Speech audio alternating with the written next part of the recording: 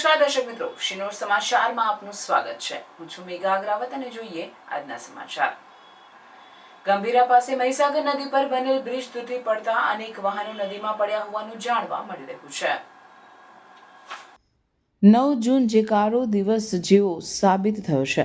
ગંભીરા પાસે મહીસાગર નદી પર બનેલ બ્રિજ તૂટી પડતા મોટી ઘટના બની છે। બ્રિજ લગભગ અડધો કિલોમીટર વચ્ચેથી તૂટી પડ્યો છે અને આ ઘટનામાં ટ્રકો, બાઇક જેવા વાહનો નદીમાં બ્રિજ તૂટતાની સાથે જ પડ્યા છે।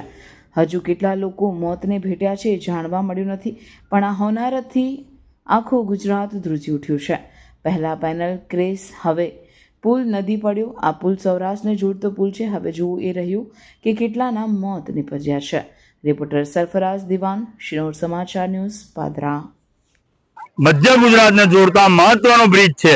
આ બ્રિજ જર્જરિત છે, ખૂબ જ એની વેલિડિટી ખરાબ થઈ ગઈ છે અને 40 વર્ષ થયા બ્રિજને। એટલે કોઈ પણ કામની એક વેલિડિટી હોય, આજે 40 વર્ષ થયા, એટલો બધો સમય વીતી જવા છતાં સરકારને 2020 થી જસપાલસિંહ, પૂર્વ ધારાસભ્ય ગંભીરા સાહેબથી અમિત ચાવડા સાહેબ વખતો વખત સરકારના તમામ વિભાગોને રજૂઆત કરી છે કે આ બ્રિજ તમે રિપેરિંગ કરો, માત્ર બ્રિજ ઉપરના ખાડા પૂરી દો, એના કરતા નીચેનું સ્ટ્રક્ચર જુઓ, નીચેના પુલ જુઓ, એની શું વેલિડિટી છે। જો આ બધું કર્યું હોત વખતો વખત તો ચોક્કસ આજે આ બનાવ ના બન્યો હોત। એટલે ઓધરી બેરીને મૂંગી સરકારની આ બેદરકારી છે અને એમની ભૂલને કારણે જ આ સ્વજનો, એમના પરિવારજનો ગુમાવ્યા છે।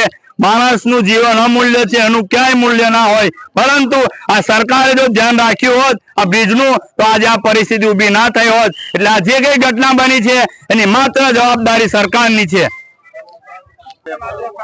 પાછી અમારું આ ડિલેટ તમે કરી દેશો, અમે બોલે તમે ડિલેટ કરે, આ ખોટું બોલતા હોય।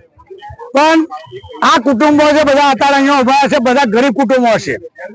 પ્લેનમાં બેસવા જો મોટા માલે તું જવાના કરોડ રૂપિયા સરકાર આલતી હોય મરી ગયા પછી, તો આ તો બિચારા ગરીબ લોકો છે।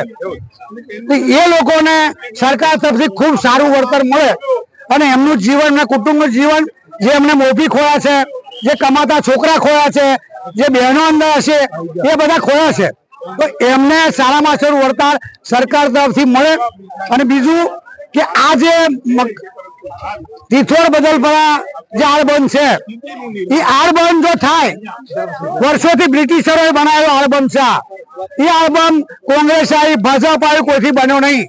પણ હવે જો કદાચ બને, વારંવાર બધા ધારાસભ્યશ્રીઓએ આ બાબતે રજૂઆત કરી છે, પણ સરકારના આ બેરી સરકારના કોણ વાપરતા નથી।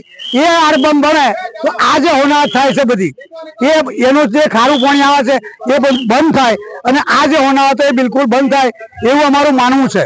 તો આ બાબતે તમે બધા સરકારમાં અમારા માધ્યમથી તમારે રજૂઆત કરો કે ભાઈ લોકોને આવી જરૂરિયાત છે અને લોકોને સારું વળતર મળે અને ફરીથી આવો કોણ ના થાય એવી અમે ઈચ્છીએ છીએ। કુદરતને પણ પ્રાર્થના કરીએ છીએ કે આ લોકોના જે મૃત્યુ થયા છે અને જેને વાગ્યું છે એ લોકો વહેલા સાજા થાય, મૃત્યુ થયા એમને ખૂબ શાંતિ આપે એ પ્રાર્થના।